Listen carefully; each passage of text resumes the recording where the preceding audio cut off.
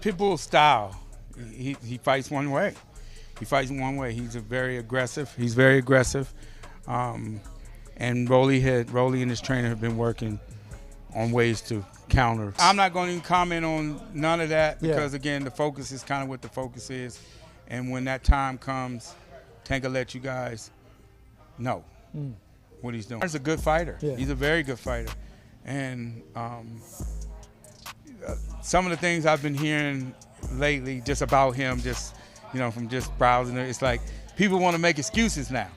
They want to make excuses. Don't make for who? They want to make excuses to talk about this fighter ain't that good, and I don't want to hear none of that. All these fighters are good. Ryan Garcia has offered his expert breakdown of the highly anticipated showdown between Gervonta Davis and Frank Martin. Meanwhile, Tank has recently ignited online discussions by confidently predicting the specific round in which he would knock out Martin. He tweeted 9, leaving boxing fans to speculate that he was hinting at the round in which he would knock out Martin. However, this knockout prediction has an unexpected twist. Both boxers declared in multiple interviews prior to the battle that they intended to end the fight by knockout. Not too long ago, Martin was asked if he still stands by his words, and he said, yeah, like Tank can be knocked out, he ain't exempt from getting knocked out. So if he getting there act up, he going to run into something, or I might go get him. Both fighters exude confidence, each predicting a knockout to settle the score. On the other hand, trainer Robert Garcia asserts that Frank Martin will be the toughest opponent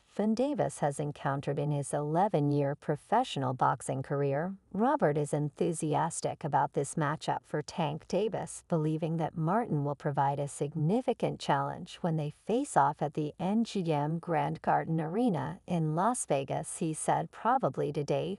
And I'm thinking about the other opponents. Tank has had this as probably the toughest. Tank Davis's management team has been highly strategic in selecting his opponents, a factor contributing to his limited popularity. He relied on Ryan Garcia to achieve the first successful pay-per-view event of his career, which is unfortunate. Tank's management and previous promoters may congratulate themselves on Tank's current level of popularity, but their approach has stifled his growth, leaving him stagnant and unable to ascend to the heights achieved by Canelo Alvarez. Robert said he has picked the right opponents. The lightweight division is stacked. There's Shakur Almay, just to mention those two that are right in my head right now. He's never gone after those guys. There was anticipation that Tank would embrace a fresh start following his bout with Ryan last year, opting to challenge the top contenders at 135 such as Vasyl Lomachenko and Shakur Stevenson. However, he has yet to take that path, indicating that old habits persist. It's questionable whether he'll ever alter his approach, given his cautious selection of opponents. Robert said they've done a great job with him. This is probably going to be the most talented, the most difficult one that he's faced. I think the experience that Tank has of being on the big stage, headlining so many big fights, and the crowd is all going to be in his favor. Martin stands head and shoulders above anyone Tank has squared off against. It's not exactly high praise, considering Tank's opponents have mostly been second-tier fighters like Ryan Hector Garcia, Rolando Romero, Leo Santa Cruz, and Isaac Cruz. According to Robert, I think that's going to make a big difference. Frank Martin's first time ever in a big fight like that might play a big role. He has an experienced trainer that has been there before. That should help. I think it's going to be a very competitive fight. An upset in this bout remains a distinct possibility given Tank's prolonged absence from the ring and his encounter with a formidable adversary. For the first time, Martin possesses the potential to exhaust Tank and secure a victory, thereby revealing his true capabilities. Robert said Gervonta does really good numbers, but I think he still needs to get those big names in front of him. I haven't heard him try to make a fight with Almay, Shakur, or any of them, or any of the top guys. Even at 140, Shakur Stevenson, the reigning WC lightweight champion, is foreseeing a swift and decisive victory for Gervonta over Frank Martin. Stevenson, with confidence, predicts that Davis will utterly dominate Martin, whom he categorizes as a C-level opponent. Shakur believes that Martin, who entered the boxing scene at the age of 15, faces a disadvantage compared to fighters like Tank Davis. And Shakur himself, who started earlier. This late start has placed him in a position where he must strive to catch up with his counterpart. He said, "The way I look at that fight, it's level. There are levels to the fight. Tank is going to go in there and figure out that he's really not on his level.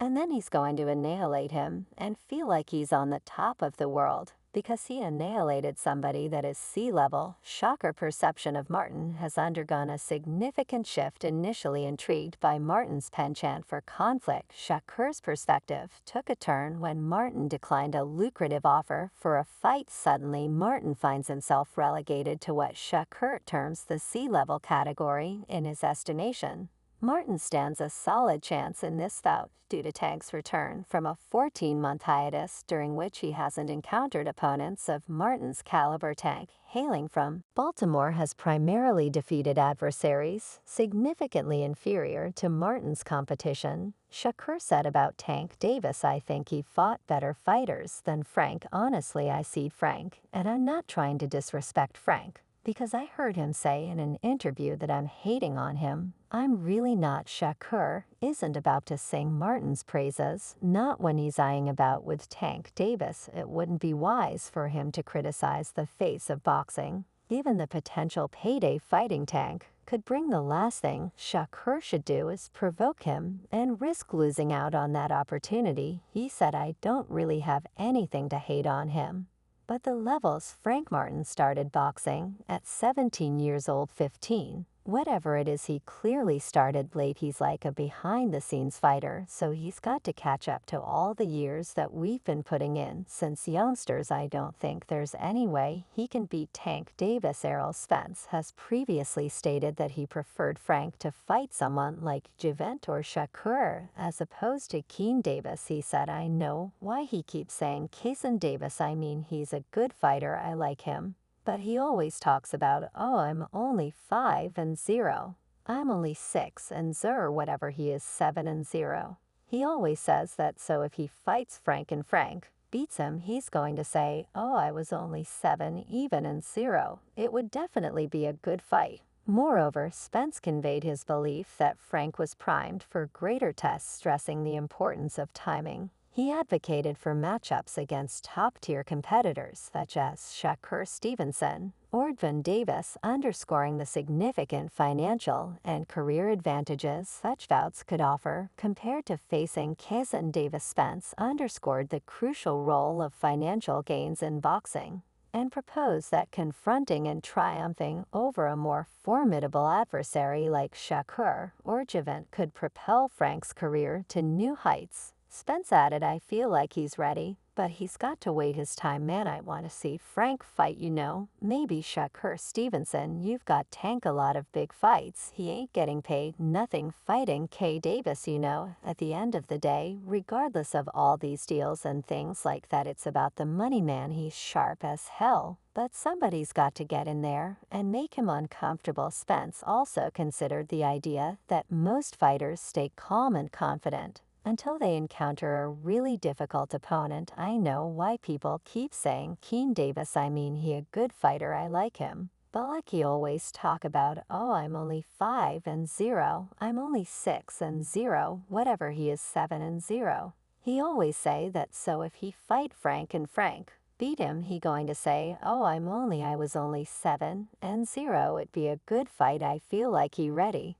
But K got to wait his time, man. I want to see Frank fight, Maybe Steven. No, you got Tank a lot of big fights. He not, and he ain't get paid nothing fighting Quinn Davis, At the end of the day, regardless of all these fuss and things like that, it's about the money, man. Sharp as hell. But somebody got to get in there and make him uncomfortable. Hey, like that, he like that for show. I feel like, nobody ever took Shakur out of his element. Either there's been a lot of guys like that until they fight somebody really like that too, and they end up getting beat. Spence hinted that even a talent like Shakur Stevenson might stumble when facing a formidable opponent, indicating that all fighters have thresholds and can be thrown off their game in specific situations.